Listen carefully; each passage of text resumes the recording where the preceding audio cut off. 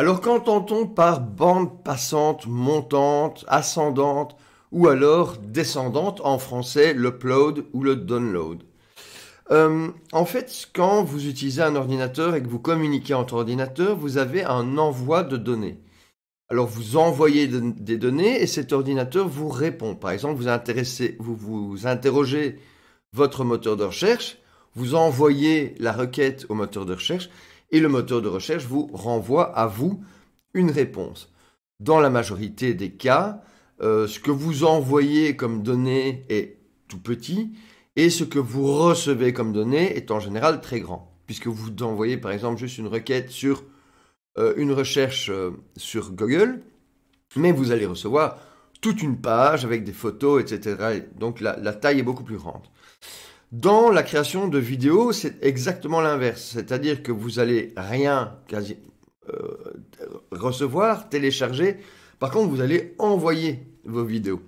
Et pour ça, évidemment, il faut s'assurer qu'on a une bande passante suffisante. Donc la bande passante montante, ce qu'on appelle montante ou l'upload, c'est quand vous envoyez les données et vous allez avoir, on va voir dans la leçon suivante, vous allez avoir des chiffres qui vont vous permettre de savoir quelle est la capacité de votre bande passante. C'est quelque chose qu'on achète et qui dépend de la qualité de votre ligne. Donc si par exemple vous êtes en fibre optique, vous allez envoyer énormément et recevoir énormément. Si vous avez une très mauvaise connexion Internet ou de base, vous allez envoyer très peu et recevoir un peu plus. Donc en principe, ils vous permettent d'envoyer moins que ce que vous recevez pour la raison que je vous ai expliqué tout à l'heure. Normalement, vous posez les questions et Internet vous répond avec beaucoup de données.